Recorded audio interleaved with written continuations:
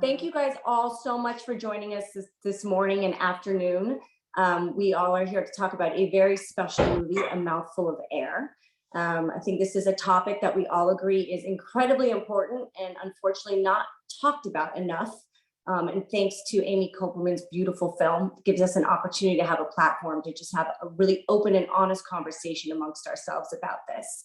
Today we have Oscar-nominated actress Amanda Seyfried. We have director, producer, writer, author of the book by the same name, Amy Koppelman.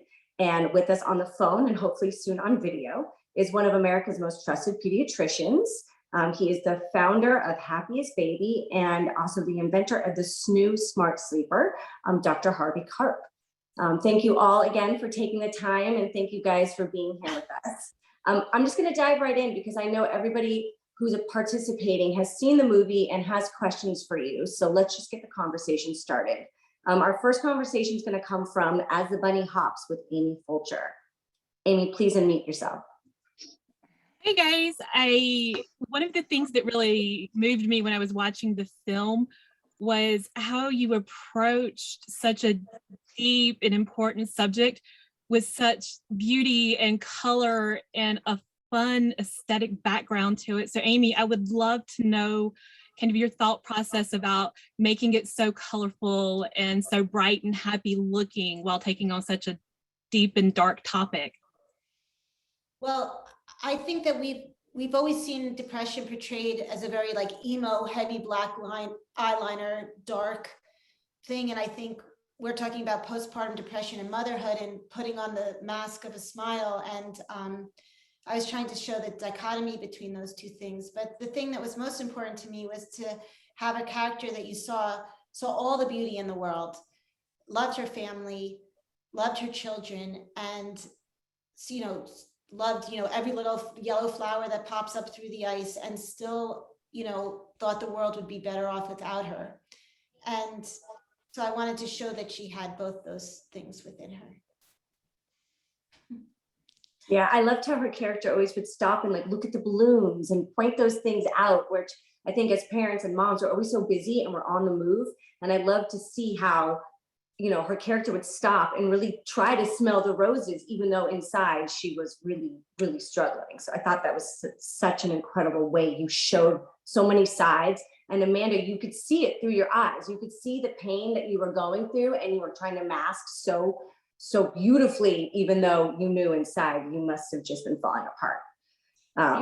Yeah, I mean, that's the thing. It's such a, I think part of the struggle in very specifically in Julie's story is that, it just doesn't make sense to her even as well as much to Ethan. And it's just so hard to watch something like that and to know that someone understands, just like you said, sees the beauty in the world. Like the thing I love about Julie so much, and something that I can really relate to on some level, is that she is growing up with her kids as well. She allows moments and presence to, she embraces those things because it's seeing the world through your children's eyes. It's what we all want to do, but have all these responsibilities, and especially responsibility of taking care of your kids. So I love, you're the same, you are that, you're childlike in the best ways. And it really, it's the reason, I think partly the reason her children are incredible, and why I think my children hopefully will be as amazing as your children. And I think that's I think that's confusing to Julie, and I imagine to a lot of people who are feeling so bad yet want desperately to feel good. Right. She doesn't. Yeah. She isn't. There's nothing romantic about her depression to her. If she would do anything she possibly could to escape it. And I think that we thought a lot about color when we were filming, because it's almost the more down she is, like toward the end of the movie, the more saturated the color is. It's the more almost like she's holding on to it as much as she can, as if the insistence on color, the insistence on like the vibrancy of it will somehow, keep her here. And we tried to show that. Well, thank you so much. Our next question is going to come from Ashley Saunders from Ashley and Company. Hi, ladies. So you kind of touched on this a little bit, Amanda, but what made you want to sign on to star in this film? Being a mother yourself, was there anything else you found relatable about Julie or extra difficult to portray? I mean, it's very heavy subject matter to begin with, but was anything more of a struggle than others? I think, well, I met Amy, well, I read her letter to me months after she had sent it, because I guess things get busy. And I think I just found there aren't many stories about this that are, I mean, there are like no stories told in this very specific way, which is from such a compassionate place, a very feeling place. I think I just wanted to embody this character because I understood as a parent at the baseline level, I've understood as a parent, you know, how scary it is to be a mom. And then to go deeper into this specific woman's mental, emotional and mental struggles, it was just, I felt in some ways, it felt like it needed to be done. And when I met Amy, we needed to tell the story together. That's what it was just, it was very obvious to me that this movie needed to be made through this vessel, through her heart and her vision. And then I think it was, you know, I'll tell you that like there was some logistical struggles. Like it was really hard to get this movie made just in general. People are, you know, it's hard to get people to wanna invest in something like this. Which is why it's so amazing that it got made and why I think it really is gonna help you know, generate some change. And you know, I think the struggle was just not taking it home. Like any acting job, you don't, you know, the stuff that's really, really hard, you don't want to take it home.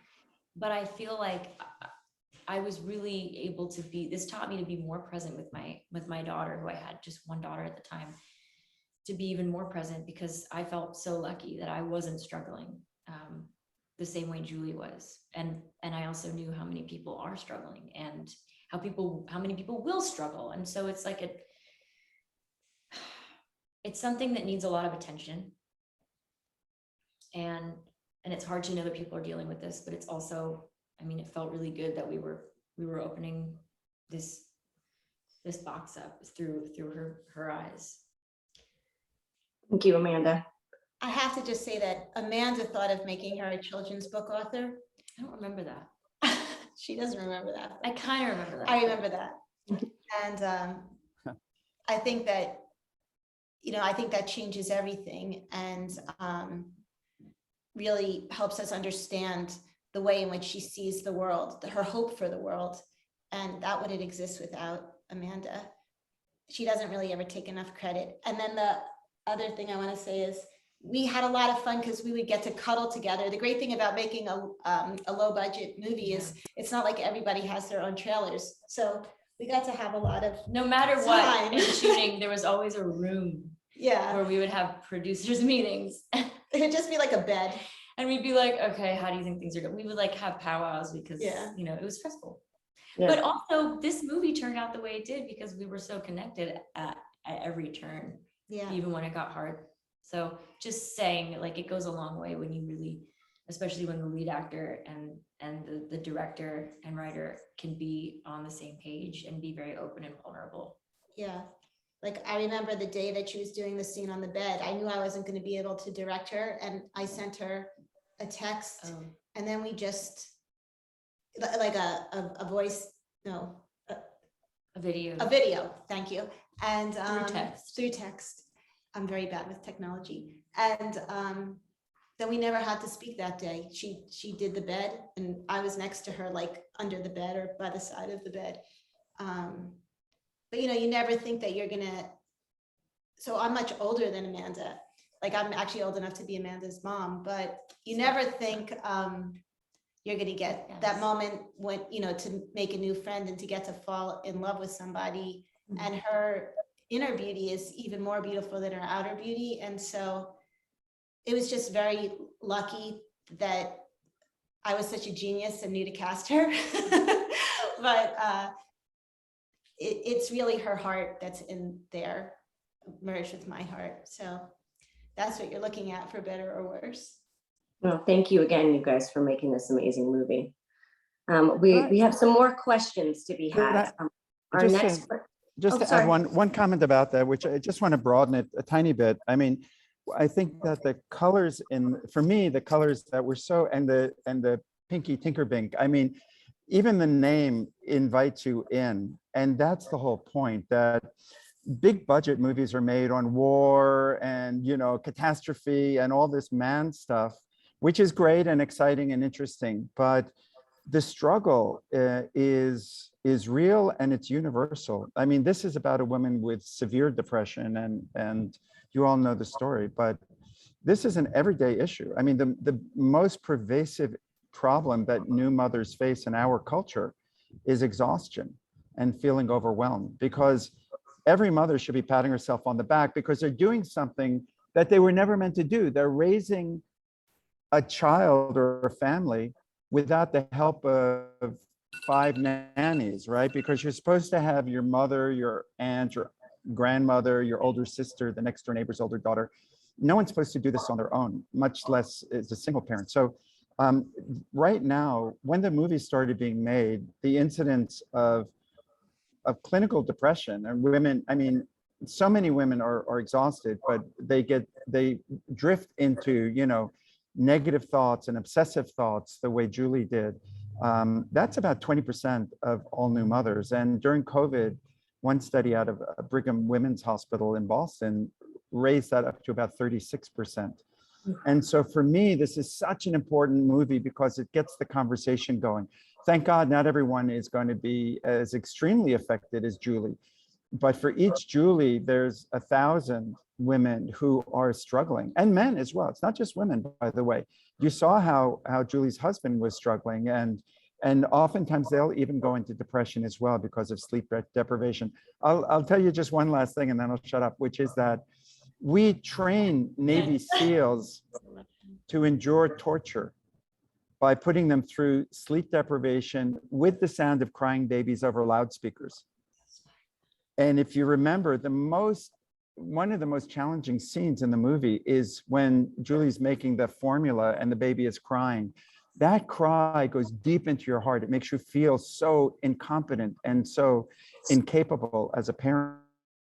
And so this is something that's very real and is really experienced by probably close to 1 million women in the United States this year will go through something, maybe not as extreme, but some shade of that blue. Yeah, I remember when my son was born, I was so scared because of the depression to take my eyes off him. I was so positive that if I took my eyes off him for 1 second, something would happen. And I, would take, if he was asleep in the crib or anything, and there was anything hanging above him, I would take it off every night and put it on the ground. And then I would just watch him. And I remember thinking, if I could get toothpicks and just put them in my eyes, then my eyes wouldn't be able to shut, because I was petrified of falling asleep, because if I fell asleep, anything could happen if I looked away for, 1 second. And that is true. That's a fascinating thing, what you said about torture and Navy SEALs. That I never thought of that. Sleep deprivation and just to say that what you're describing,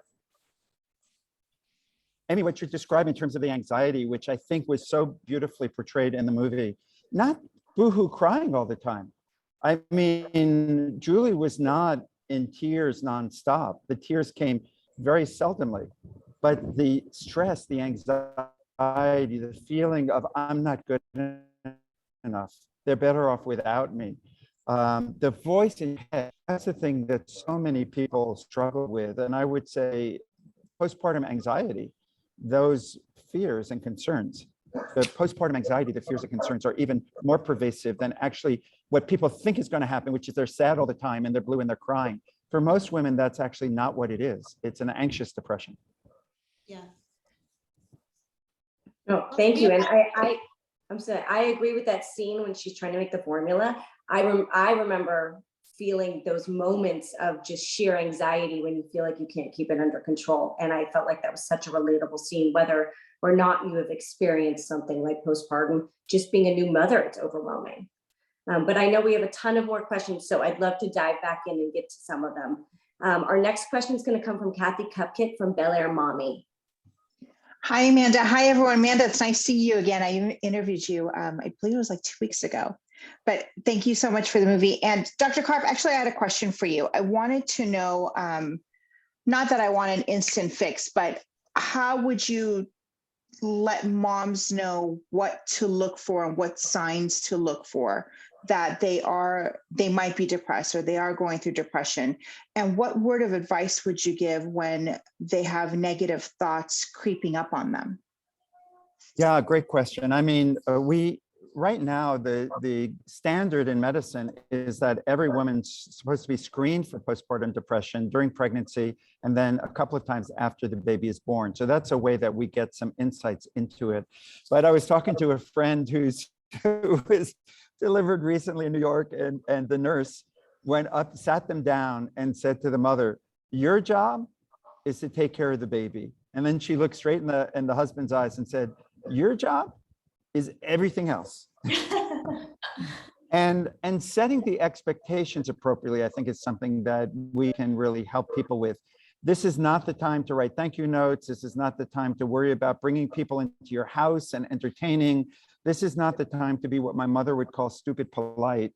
This is the time to really circle your wagons and take care of your responsibility, which is this very vulnerable little baby. And to recognize the fact that you are doing something that in the past, women had 3, 4, 5 helpers doing.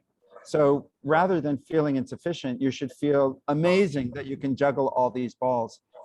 My job as a pediatrician is to really do 2 things. One is to give parents skills, and that's something that I wrote about in a book and a video called The Happiest Baby on the Block. It's something called the 5 S's, which are commonly taught now in hospitals and clinics and really all around the world. But the other thing, and what are they? What are the 5 S's? The 5 S's are 5 ways of imitating the womb. The key concept really is that newborns aren't really ready for the world. They need a 4th trimester of being held and rocked. And so the concept is that you imitate the womb with 5 steps. So swaddling, side or stomach position, not for sleep. For sleep, it's only the back. But for calming a crying baby, like when Julie had the baby in her arms, that baby was on her back. Had she been rolled towards the stomach, the baby might have calmed down in a couple of seconds. The 3rd is shushing, the 4th is swinging or rhythmic motion, and the 5th is sucking. So right there, we can make an enormous difference, because crying and exhaustion lead to bad feelings. But if you can calm the crying and you can help the baby sleep, it leads to good feeling. It makes you feel competent and sufficient and like the best mother who ever lived.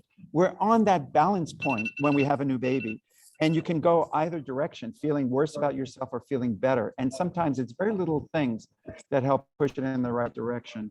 The last thing I would just say is that we're doing a study now with SNU, which is our new robotic baby bed, which adds an hour or 2 to the baby's sleep, and increases the longest episode of sleep, because it isn't just sleep, it's getting undisturbed sleep that becomes so important for all of us, because sleep deprivation leads to depression in anyone, and especially new parents. So we have a study that just got completed actually in Australia, looking at 150 women at high risk for depression.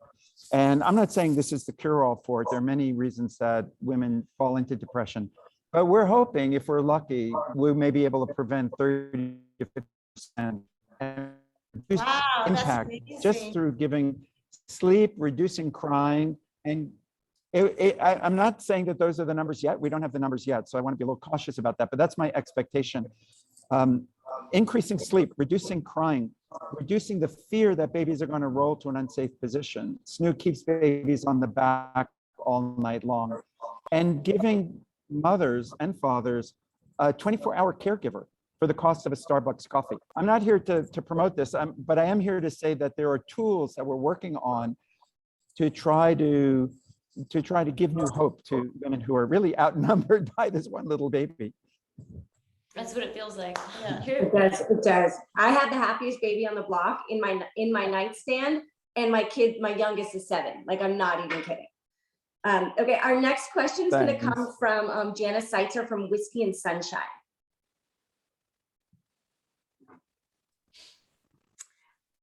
Hi. Jana, So, sorry, there we go. yeah, oh no, I'm here. So you've kind of touched on what I was going to ask already, but I really just wanted to know sort of in general, what you were hoping for the audience to take away from this movie, but tied to that, like, why is it, do you think that postpartum depression in particular, and then just mental illness in general, are so stigmatized in our country and not addressed? Amy and Amanda, you want to take that one first? First one about the movie. What do you want people to take away? And then I'll answer the next one. Oh, gosh. I don't know the answer. But I was going to say, I've been thinking a lot about that idea of why motherhood, why this is a topic that people don't like to talk about, why it's like a third rail somehow. And I don't know like the eloquent way to say it exactly, but I do think so much of how we are socialized to define ourselves as women is predicated on on our maternal nature. We teach our kids from when they're little, the little girls, they play with dolls. I'm being gender specific here. I just said that wrong, but I don't mean to offend anybody by saying girl or boy, but in the traditional way, we teach little girls like play with your kitchens and play with your babies.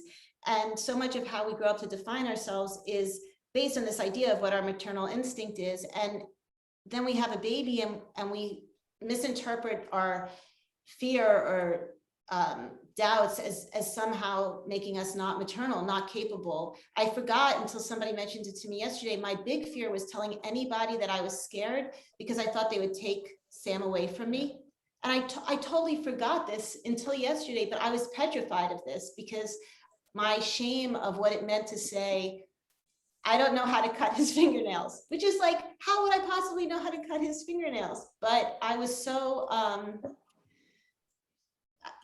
was so scared that I thought that I was going to be, deemed such a bad mother because I couldn't cut his fingernails that, they'd have to take him away. Now, of course, I wasn't 100% thinking clearly. And so that was an exaggerated reaction. But I do think it has to do something with how women define themselves and what we think it is to be maternal. Right. And in the mental illness, more generally, it's like, I think as someone who does struggle with a pretty very specific form of it, it's just scary to talk about because mental illness is scary. It's still stigmatized because people are still not talking about it. And it's still not like at the federal level, it's still not recognized as something that is that common. And their access to any kind of healthcare is still not very affordable. And it's still like a niche kind of has a niche place in the world, which is so bizarre because, the more recognizable people, that talk about it, the more you think more, the safer people hopefully feel and the less alone people feel, people who are struggling with mental illness. But for some reason, it's just really slow. And especially when it comes to maternal health care, obviously, this is why we wanted to make the movie, but it's, I don't know, it's stigmatized because people are still really afraid to be labeled because there's still a label and people are afraid to seem weak. They don't want to lose their jobs. I will tell you that I was told at one point in my career to stop talking about the medicine that I take and my OCD because of the stigma. And I luckily am like filterless and want to talk about it because I know it helps people.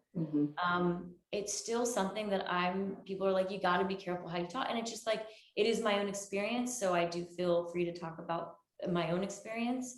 But it's, I don't know. I don't know how to change it. I think it's just more people need to understand that mental illness is a thing that a lot of people struggle with. That's no different than asthma. Like if you took your child to the park and put them in a swing, and we're having a hard time breathing, you would whip out your inhaler and take it and you would never think twice about it. You would never say, oh, I'm a bad mother because I needed an inhaler at the park. You would just take it and then you would enjoy swinging your child when you're depressed and you're at the park and you're sure that is the baby going to fall out of the swing? Are the metal things going to, fall down from, the rod? I mean, my children still tell me how badly I failed park I was scared of everything in park. You know, is the man 200 feet away coming to Yeah. snatch my child?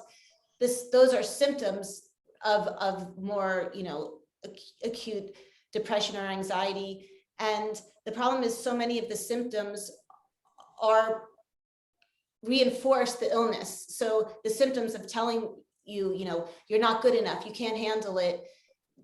Then the end part of that sentence is, so you better not tell anybody, Yeah. because then they're going to know you're not good enough and can't handle it, or it's hopeless, so I shouldn't go ask for help. Like every way, when you're thinking off like that, every way in that maze, you find a way that you're going to hit a wall. It makes it more real too. Like when you talk about it, it makes it more real. And the truth is, as scary as that is, that's actually kind of a really good way to open yourself up to healing, which is that, you know, I mean, God, it's.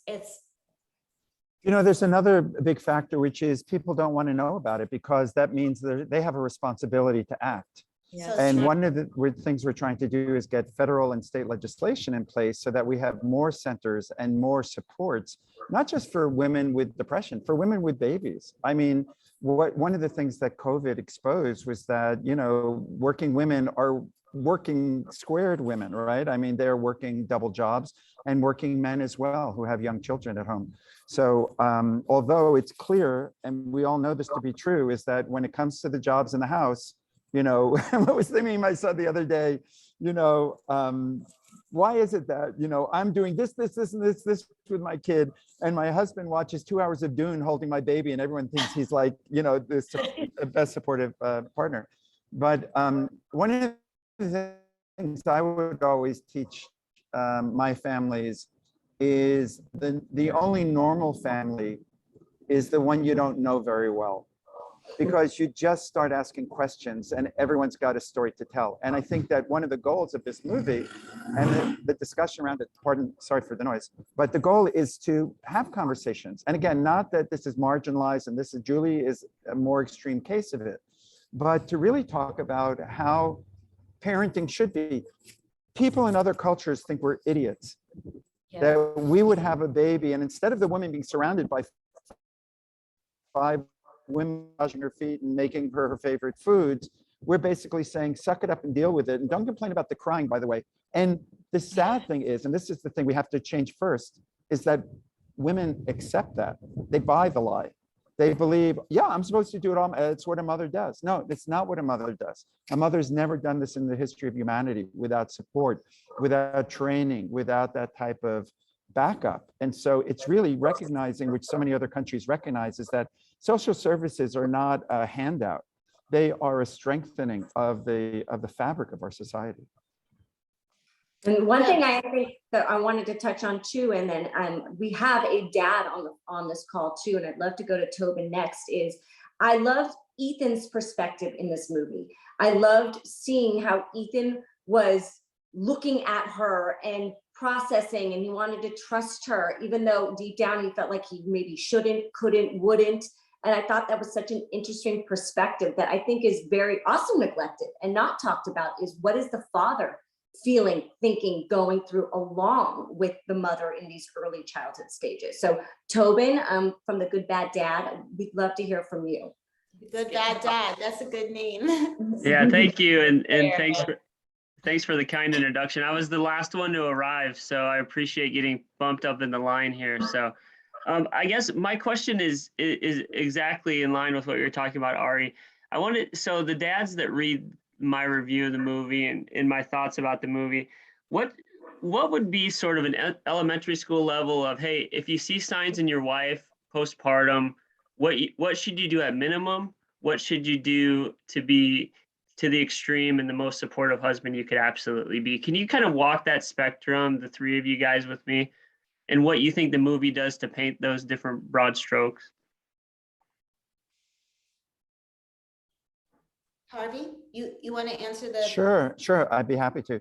So, I mean, the first thing is, you know, it wasn't that Julie was a liar. It was that we all have shame about when we're failing at what we think is the job that we should be able to do and everyone else is able to do. And so partly partners have to recognize that this isn't something that's going to be easy for their partner to talk about, and their partner may not even realize it yet. you know, so it's checking in with them. It's a lot of physical contact, a lot of letting them know that they are great moms and that they're doing what they can with so little help. You know, there's a lot of anxiety about your body condition after you have the baby and how you look and the experience of having a baby and what that was for a husband to see you in that situation. It's very important to let your wife or your partner know how beautiful they are and what an incredible mother and what a great job. And what happens when you do that is you open the door for them to feel like this is a safe environment to maybe share some of what's going on.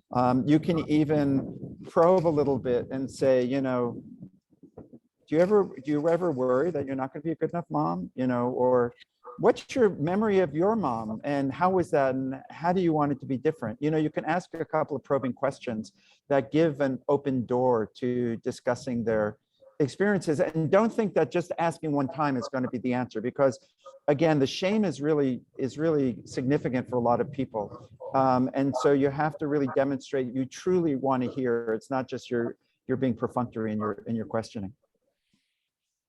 It's, you know, when she goes to see that house and she says, do you think we'll be happy here? And he says, I really do. I feel like the shame for her, it comes in a wave. So sometimes you might ask, and it might be a moment where Julie felt okay. Like depression exists on a continuum. So I do think you have to keep asking, or like, hey, you want me to stand with you when you give a baby a bath? Because that to me was always the scariest, the bath time. You know, was I going to accidentally you know, drown the baby? Was it going to be because, you know, I couldn't control some impulse and like accidentally drown the baby? And like the last thing I ever wanted to do was, you know, drown my child. But, you know, you get so scared because your inability to trust yourself that if my husband was next to me, the times that he was, I was much less scared because there was somebody you could say, oh, can you hold the towel? You know, you could, you know, will you hold the head? And so it just makes you feel less scared. For me, with Ethan, we talked a lot about this, Amanda, Finn, and I. For him, he's kind of a prisoner the entire time that she's pregnant.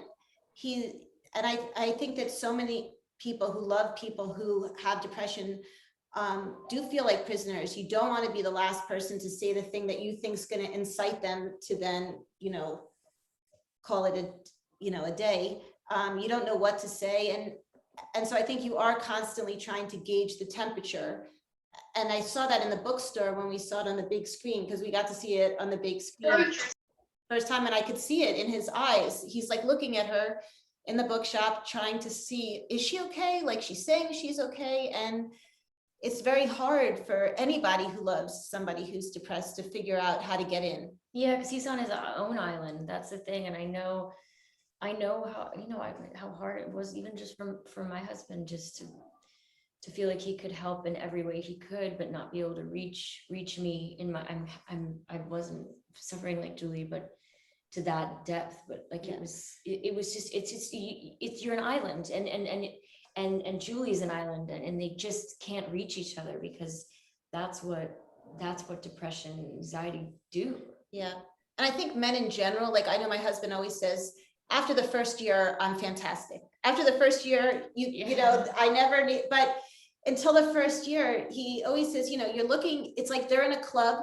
I mean, he felt, you know, I'm putting words into his mouth, but basically the two of us existed as one, like literally as one. And then we were so intimate, you know, with each kid, and they are on the outside. They're actually literally, like the old definition of literally on the outside. And then the baby's born, and you're, you know, have a different understanding and way of handling the baby, at least, you know, ostensibly you do, or they think you do. The thing that men need to understand is that we might feel as lost or, you know, confused by this new situation, you know, as they do, unfamiliar and awkward. And I think, again, all just understand. Oh, sorry. Yeah.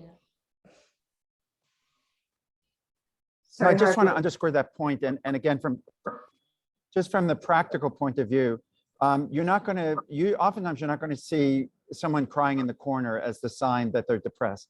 It's anxiety. And this thing about the baby, it's all my responsibility. The more anxiety you see around that, and stay away, and we have to keep people away. I mean, of course, there's a reality to that. But when you get a sense that anxiety is bubbling up a little bit too much, or that you're being excluded from this relationship. I mean, we really hope women will invite men in and help them feel competent. And, oh, honey, you're so good at wrapping the baby. Give some compliments so that men don't feel like we're the fifth wheel.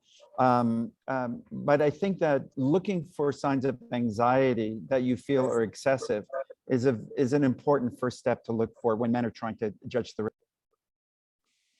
Thank you. That's super helpful. So I was going to say, for me, I would never have cried because that would have been too much of a clue. And I was so scared, like I said, that I was such a bad person that, Sam would be taken away from me. So I would never have cried. And I remember I didn't start taking antidepressant medication until he was like 1.5. And I remember driving him in a car and hearing a song and crying and being able to cry and feel the song and cry and not feel like I was never going to be able to stop. That was this other fear I had, that if I started crying and explained how I felt, not only would Sam get taken away from me, he'd get taken away from me because I'd start crying and I'd cry so hard and I would never be able to stop, that of course they'd have to take him away. And it doesn't sound logical because, you're not well, you're not breathing, you have asthma. It's in your thought process. And so I think you have to really, it's very difficult for anybody who loves anybody who's depressed, because depressive people are very good actors. Okay, guys, we have time for 3 more questions. Our next question is going to come from another doctor we have on the phone, Dr. Kim Van Dusen from the Parentologist. Hi, everyone. Gosh, just such a phenomenal movie. So thank you. I'm so glad that they were able to make it. I'm a mom of 2, and also, as Ari mentioned, a licensed a licensed therapist. And so the movie hit me on both sides, as a mom and as a clinician. And Dr. Karp, I always teach your 5 S's in my parent-child therapy class that I teach. So thank you for those. So we were talking about the stigma earlier. When the line. Thanks so much. Oh, of course. If you were a diabetic, would you stop taking your medicine? And the response was, Julie says, it isn't the same thing. And I think that really encapsulates the idea of the stigma, that people can easily talk about their medical concerns and everything we talked about earlier. I don't want to focus on that, but I just love that line. It was just such a well-written line that I literally wrote it down because it really, like I said, encapsulates that stigma. I was in tears when it ended. It was, like I said, very, very powerful. And when Julie was laying in the bed in the hospital after her daughter was born and was refusing to take her medicine, I was like screaming at my computer, please just take the medicine, take the medicine. So my question for you is, when you were writing the movie, did you ever consider an alternate ending where she takes her medicine and is able to manage her depression more? As you were talking just now, you made me remember the answer that somebody else had asked, what did I want people to take from the movie? And for me, Julie's a cautionary tale. The happy ending comes, I have a 25-year-old son. I must have been writing through the fears. I didn't know this at the time because I wrote the novel like 20 years ago of, exactly what you're talking about. What if I hadn't gotten the help I needed? What if I didn't take the medication? But I am the happy ending. And I want anyone who sees it to be their own happy ending. I want them, through Julie, who's a fictional character, to be able to empathize with her and hold her in her head as this kind of, manifestation of what a depressed mom can look like, and to not feel shame, and to find, you look at Julie and you realize what a good person she was and how desperately she wanted to be there for her kids. And our hope is that, in some tiny, tiny little way, however we can, if we save one life, Amanda and I will feel so good, right? Like that we helped somebody get that happy ending. I never thought about making this a movie until a couple of years ago. I was driving down the West Side Highway and a girl called into Doctor's Radio, a mother crying over some ironing board. I told you this, and the doctor said, well, you have an illness, go to the doctor. No, I can't. Go to your husband. I can't. Go to the priest. I can't. And I remember thinking, oh, I thought everybody knew about this now, because, famous people talked about it and it was on People magazine, but people don't know, or people don't think the same rules apply to them. They don't allow for themselves to accept themselves in that way. And so we're hoping that somehow we can, reach that woman in the Midwest, and we can tell her, please, ask for help. Did you ever consider the ending being different? Oh, sorry, that specific question? No. Yeah. I have to say though, I would have made so much more money. Like I remember Doubleday had offered me a book deal. This is like 2001 or something. And Doubleday was a bookstore, but it was also an imprint. And they would have paid me $10,000. And all I had, and that was like a very big book deal. And they would have printed like 30,000 books. This is like all you wanted for a writer if you were me at the time. But all I had to do was have her call, because there's infanticide in the novel, call 911. And I was like, the problem is, if you're having a psychotic break, you can't call 911 by virtue of the fact that you're having a psychotic break. And at that moment, I pretty much set the trajectory of my writing career on a certain path. But I didn't want to change the ending, because I did believe, and I believe this with everything that I write, the characters that have moved me the most are the characters that I wanted to be, that I learned from and saw myself in, but wanted to be different than, wanted to have a different outcome then. And also, it just wasn't true to me for Julie. I think the voice in Julie's head is louder than, her ability to overcome it. Yeah. I mean, what do you think, Harvey, that there's going to be a way to do a quantifiable test, that's simple? Like, I think one of the big problems is with asthma, you can measure the breath, right? So you don't feel crazy because you can measure, how little you're breathing. With diabetes, you can measure, your sugar levels. But with this, I mean, I think I told you this on my way to the premiere 2 weeks ago. I turned to my husband in the car. Oh yeah, I said this, and I said, did I have postpartum depression? Like, even my mind now wants to tell myself that I was making it up, right? Of course I did. I don't think you could actually write that movie if you didn't really, but it's just, depression's a tricky thing on your head. When do you think they're going to be able to give us proof in a test? Well, I mean, it's a sliding scale, right? It's a spectrum. So there's little, medium, a lot, and psychotic. So I mean, we screen women with tests. We have like 5 question screeners and 10 question screeners, and we're pretty good actually at detecting them. But it's not enough.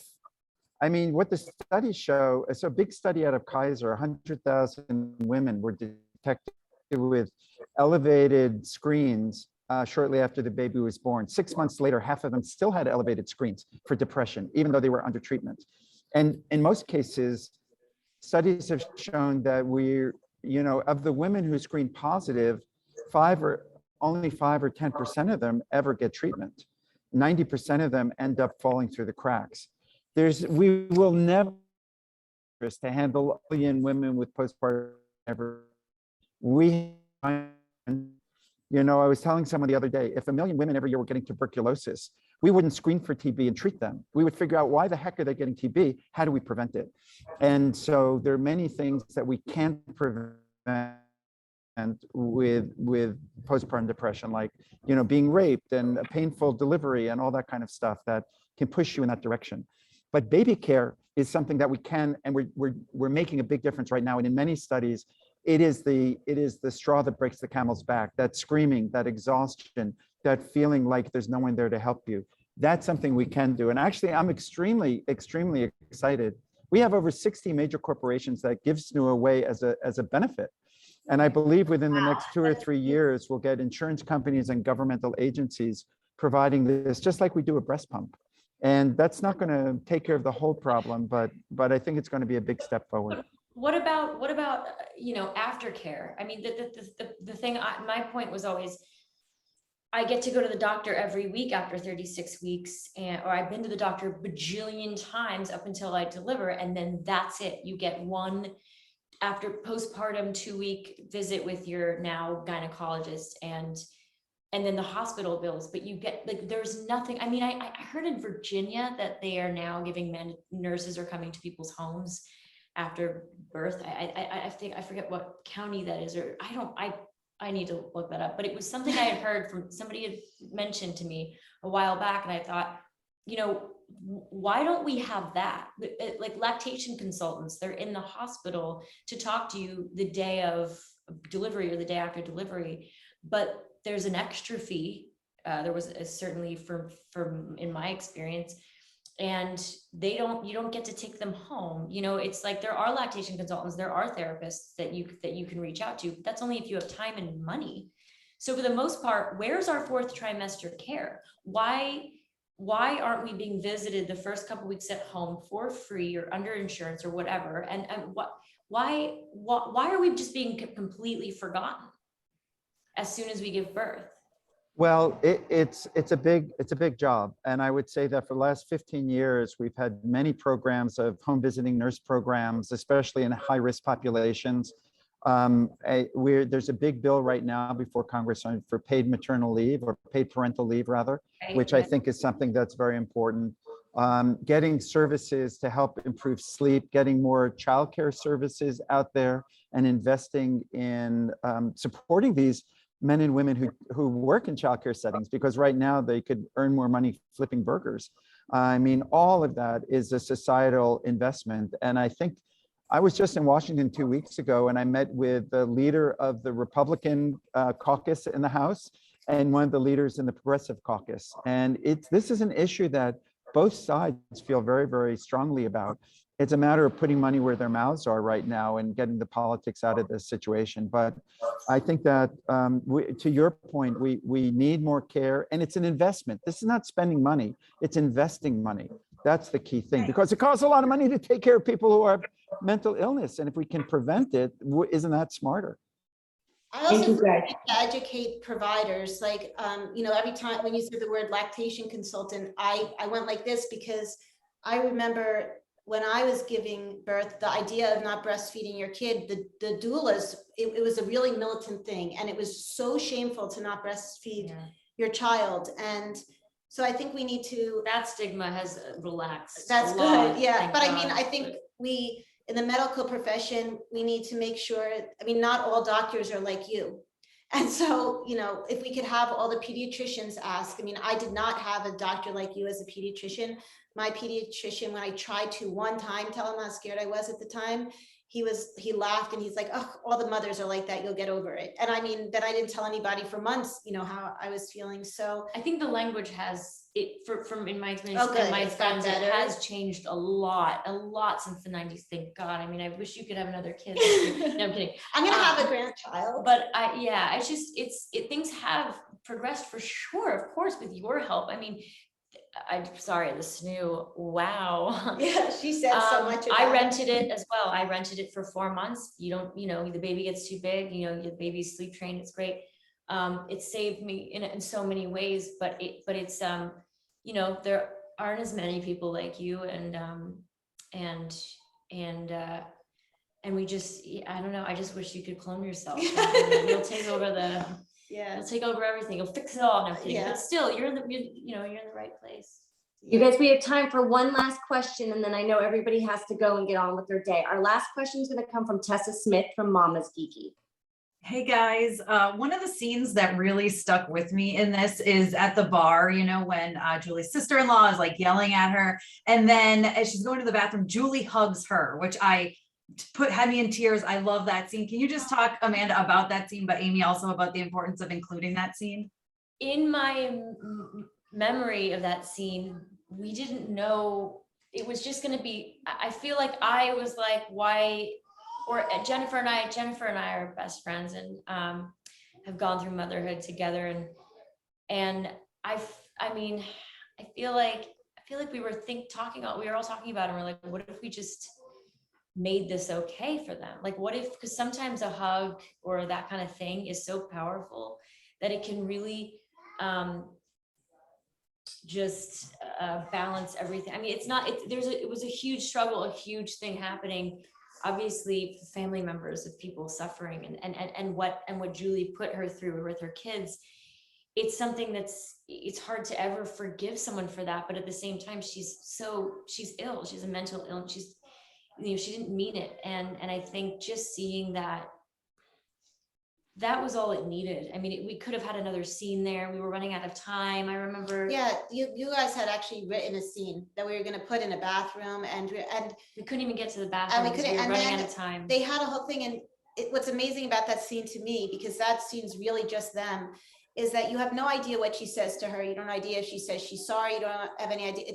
But you see on Jennifer's face, she reflexively hugs her, but you do see a sense of confusion and doubt. I mean, Jennifer does so much for us in that movie because she also says all the things that we're thinking, like, why would you ever do such a thing? Like, how about could you ever everybody do else? such a thing? Yeah. And I think she does a really amazing job for us in that movie, and their friendship is so palpable. That's why you're into it. So thank you for mentioning that scene. Thanks. Well, thank you guys so much. Thank you to Dr. Karp.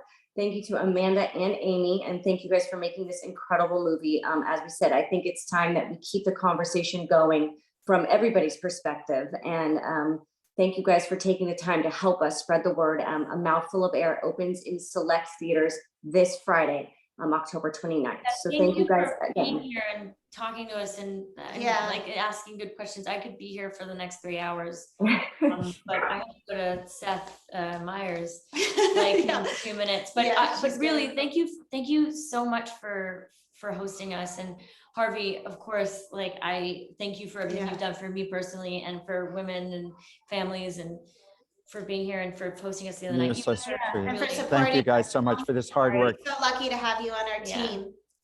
I want to know more. I just want to know. I just want to like. Thank you guys. And thank you all. Thank you all. Have a lovely day. Bye. Thank you so much. Thank you. Bye-bye. Thank you.